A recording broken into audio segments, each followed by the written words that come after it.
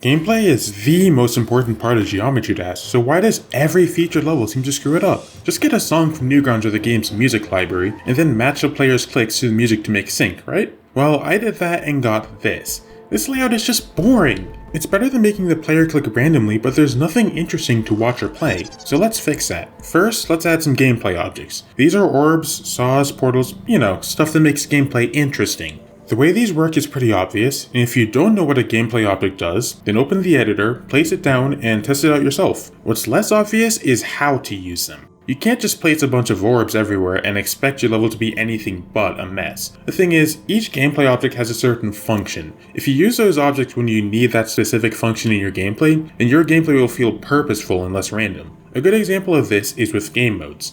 Each game mode works in a completely different way, so your game mode choices have a massive effect on how your level plays out. For instance, these game modes use clicks while the rest use hold inputs, these game modes give you control in the air, and these ones can die by hitting blocks in the wrong way. You'll be able to make your own game mode choices over time, but I personally recommend you use cube, spider, and UFO for fast, snappy, high control gameplay, robot, ball, and ship for slightly slower gameplay that still gives high control, wave for tough sections where the player needs to constantly manage their position, and swing to make players suffer with basically no control over the gameplay. The main thing is that your game modes need to feel distinct. Don't just use them all in the exact same way, as you can make each section of gameplay feel unique and refreshing by exploiting each game mode's unique properties. One property of each game mode is how they work with speed changes. These help your level feel more or less intense by giving the player less time to react and making the level fly by faster. That's why people typically use 3 to 4 times speed at the climax or drop of the level's song,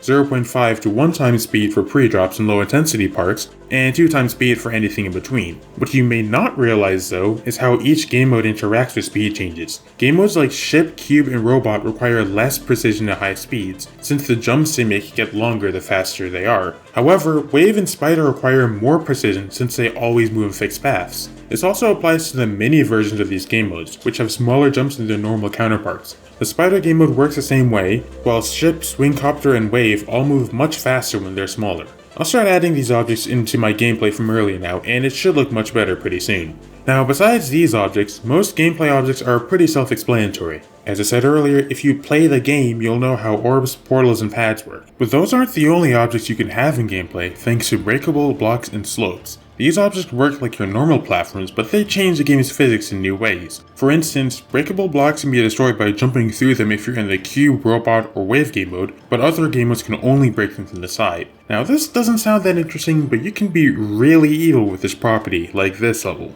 Slopes are also pretty versatile, since they can fling the player depending on the angle you place them at, and they often look more interesting than just having lots of flat platforms. They can be pretty inconsistent though, so be careful not to make your gameplay buggy with them. And speaking of bugs, many people ruin their gameplay by not fixing bugs in secret ways. It's pretty embarrassing to release a level and have the entire comment section complaining about bugs and skips in the level. This is where playtesting comes in. It's a crucial step if you want gameplay that's not just fair to players, but actually possible in the first place. However, playtesting by yourself isn't perfect since you built the level and know everything about it. It'll be harder to find bugs since you intrinsically know the correct path players should take, and it'll definitely be harder to judge the difficulty since you made timings you know how to beat. To help out with this, you should get other people to playtest your levels too. I usually go to the GDCS server to get playtesters since there's a dedicated channel for it there. And you can join the server using this invite by the way. But you can also just ask your friends to spare a bit of time to play your level and point out any bugs that they find.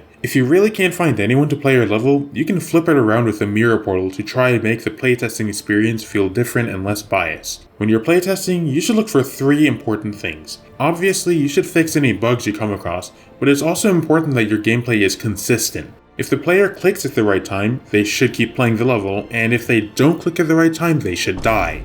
As simple as it sounds, the way you use gameplay objects greatly affects your gameplay's consistency. For example, transitions from one game mode to another often violate this idea, since some game modes carry momentum but others don't, which is inconsistent. If you can't change a transition to be consistent on its own, you can use paths, slopes, and teleport portals to force the player into the right position. Another example of inconsistent gameplay comes from orb chains. Since the player's position never gets properly reset when they're in the air, orb chains end up being really inconsistent unless you're using a game mode that actually has air control. The best way to fix this is to avoid using more than 3 or 4 orbs in a row without a platform in between them. Besides these cases, there are some extra objects in the editor, like special blocks and some triggers, which can help you manipulate your gameplay and keep it consistent. However, consistency doesn't matter if players can't understand what to do in your gameplay in the first place. This is known as readability, and levels span from being completely sight-readable and easy to understand, to being complex and requiring lots of memorized inputs. Now, regardless of what star grinders will tell you, a level being sight-readable isn't inherently better. They can even be really boring at times, like super easy levels. It's totally fine to make your level more complex, as long as you're fair with that complexity. Players will need time to react to your level's gameplay, so having stuff like off-screen jumps or invisible spikes isn't exactly fair to them. But as long as you don't do stuff that stupid, it's completely fine to have fake outs, ores and portals you shouldn't touch, and so on. It's been a good minute at this point, so let's check in on that gameplay I was making before. Oh, that's not balanced at all. It's kinda dumb for a level to go from piss easy to the next top one in difficulty, especially since it's like gaslighting players. If you go into a level expecting easy demon gameplay, you should get easy demon gameplay. To make sure you're actually making gameplay at your intended difficulty, make sure to get player testers that are experienced with levels of that type. Actually making difficult gameplay can be really complex to pin down, but just focus on 2 things for now. The first is margin of error, or how much time you give players to perform each click. Harder levels should generally have less margin of error on each click, with tighter gaps and more difficult timings. And besides margin of error, keep in mind the click patterns you have in your gameplay. It's a lot easier to click to a slow, steady beat compared to a varied and rapid one. This also means you don't need players to click to the melody all the time. Feel free to mix things up sometimes like what RobTop does in his old levels.